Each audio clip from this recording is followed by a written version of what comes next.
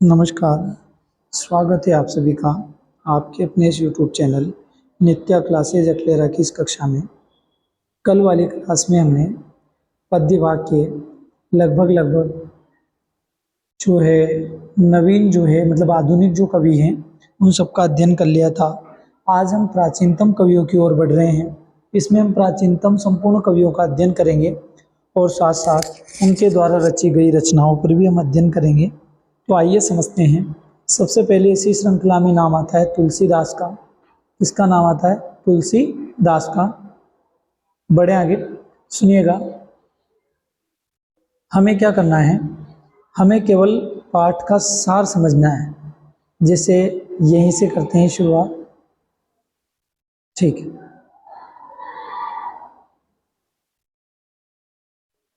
सुनिएगा कि पाठ्य पुस्तक में प्रस्तुत चौपाई और दोहों को रामचरितमानस के अयोध्या कांड से लिया गया है।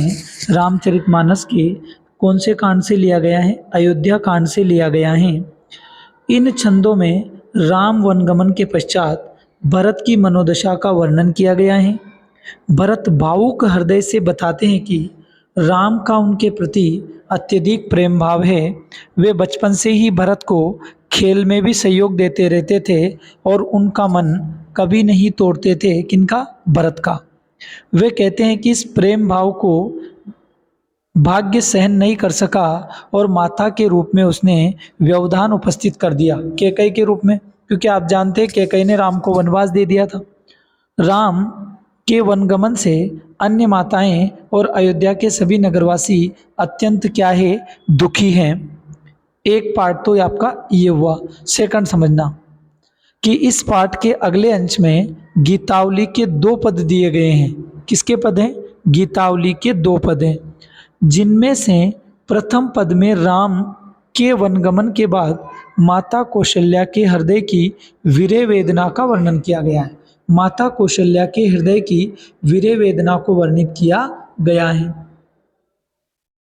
वे राम की वस्तुओं को देखकर उनका स्मरण करती है और बहुत दुखी हो जाती है। दूसरे पद में माँ कौशल्या राम के वियोग में दुखी अश्वों को देखकर राम से एक बार पुनः अयोध्यापुरी आने का क्या करती है? निवेदन।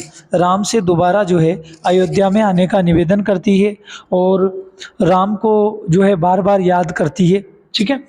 अब ये क्या करना है आपको, मैं जो करवाना चाह रहा हूँ, मेरी बात समझना, मैं आपको पाठ का सारांश समझा रहा हूँ और याद रखना पाठ का सारांश ही सब कुछ है।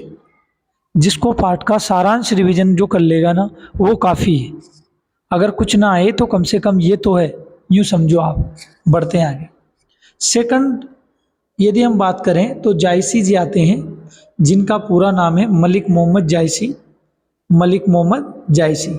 अब बढ़ते हैं, इन्होंने क्या लिखा है? बारहमासा याद है आपको? तो सुनिएगा, यहीं से लेना है आपको, इस जगह से। ठीक है, पहले यहीं से समझा देता हूँ कि पाठ्य पुस्तक में जायसी की प्रसिद्ध रचना पद्मावत के बारहमासा का एक अंश दिया गया है। जो इनकी पद्मावत रचना है उसमें बारहमासा का एक क्या दिया गया है? अंश। प्रस्तुत पाठ में कवि ने नायिका नागमती के वीरे का वर्णन किया है। कवि ने नायिका नागमती, नायिका कौन है? नागमती के वीरे का वर्णन किया है। कवि ने शीत के अगहन और पूस माह में नायिका की वीरे दशा का चित्रण किया है। प्रथम पद में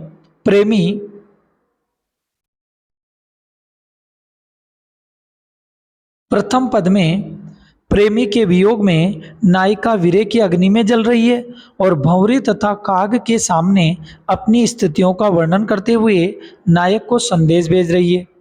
द्वितीय पद में विरहिणी नायिका के वर्णन के साथ साथ शीत से उसका शरीर कांपने तथा वियोग से हृदय कांपने का सुंदर चित्रण है। चकई और कोकिला से नायिका के वीरे की तुलना की गई है। यह ध्यान रखना कि चकवी से और कोकिला से मतलब कोयल से नायिका के वीरे की तुलना की गई है। नायिका वीरे में शंख के समान हो गई, मतलब पोली, बिल्कुल कुछ नहीं बचा। तीसरे अंश में माघ महीने में जाड़े से कांपती हुई नागमती की विरह दशा का वर्णन है। वर्षा का होना तथा पवन का बहना भी विरह ताप को बढ़ा रहा है। अंतिम अंश में फागुन मास में चलने वाले पवन झकोरे शीत को चौगुना बढ़ा रहे हैं। सभी फाग खेल रहे हैं, परंतु नायिका विरह ताप में और अधिक संतप्त होती चली जा रही है, अधिक दुखी होती चली जा रही है। इसके बाद आपको आना है विद्यापति पर। विद्यापति में देखिए, सुनिएगा, विद्यापति में हमें कुछ, इसमें क्या है कि जो किताब में दे रखा है ना, वही जन्म और मृत्यु आपको याद रखनी है। इस पर बहुत सारा संशय है। अगर आप गूगल पे देखेंगे तो बहुत सारे अंडरस्टैंड पढ़ा रहे हैं, तो मेरे हिसाब से तो मैंने बेटर कहा है आपसे कि सबसे बढ़िया है किताब में जो दे रखा है ना वही लिखना है, और फोकट कुछ भी नहीं लिखना है। कोई अंडरस्टैंड लिख रहे हैं, मन में आ रहा है जो, कोई मतलब नहीं है सर। अब सुनना, यहीं से ले लेते हैं।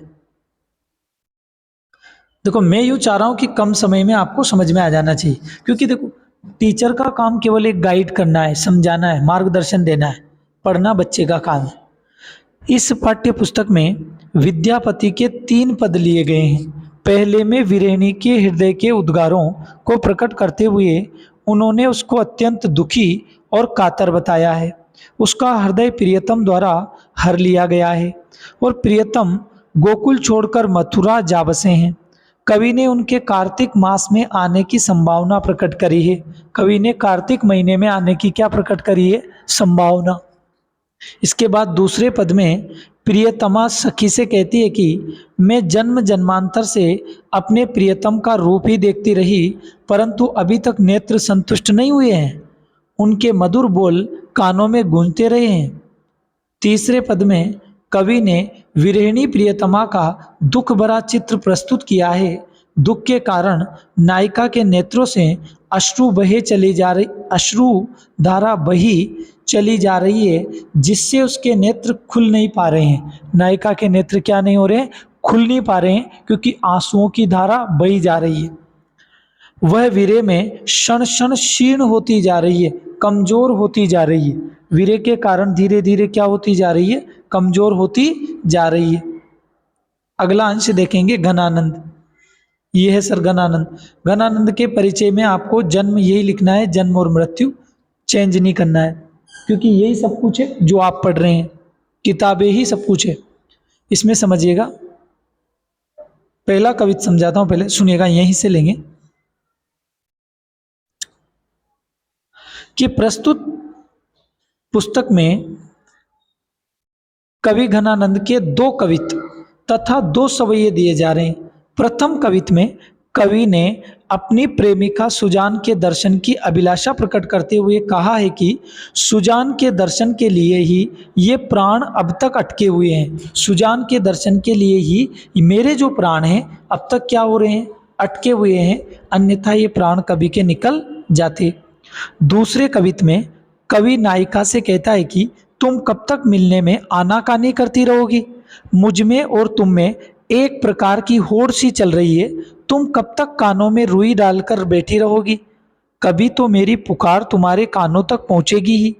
आगे प्रथम सवैया में कवि ने विरह और मिलन की अवस्थाओं की तुलना की है। प्रेमी कहता है कि संयोग के समय में तो हम तुम्हें देखकर जीवित रहते थे, अब वियोग में अत्यंत व्याकुल रहते हैं। अंतिम सवैया में कवि कहता है कि मेरे प्रेम पत्र को प्रियतमा ने पढ़ा भी नहीं है और फाड़ कर टुकड़े टुकड़े कर दिया है। सर, इसमें आपके प्राचीन सारे कवि आ गए। इस वीडियो में आपके जो प्राचीनतम कवि है ना, वो सारे कवि इस वीडियो में आपको आ गए हैं। और आपको कुछ नहीं है, केवल इन 3-4 जो है सारांश आपको याद रखने हैं। और मैं तो ये कहना चाहूँगा कि इससे अगली क्लास आज ही शाम तक अपलोड हो जाएगी, उसमें मैं आपको गद्य के सारांश और समझा दूंगा। और देखिए, जो सारांश है ना, पाठ का सारांश, अगर वो आपको याद है, पाठ का सारांश यदि आपको याद है, यदि आपको याद है तो समझ लो सब कुछ याद है, और ये भी याद नहीं है तो कुछ भी याद नहीं है, ये समझ लेना। ठीक है सर, बहुत बहुत धन्यवाद। फिर मिलते हैं अपन गद्य वाली क्लास में, और जल्दी से जल्दी शाम तक गद्य वाली क्लास भी अपलोड हो जाएगी। Okay, thank you so much. इसको शेयर जरूर कर देना, क्योंकि देखो मैं कम समय में ज़्यादा समझाने का प्रयास कर रहा हूँ। अब बहुत सारे सोचेंगे कि तो किताब में लिखा रहा है, देखो लिखा तो सब कुछ रहा है, पर उस चीज़ को समझना जरूरी है। Okay, thank you so much.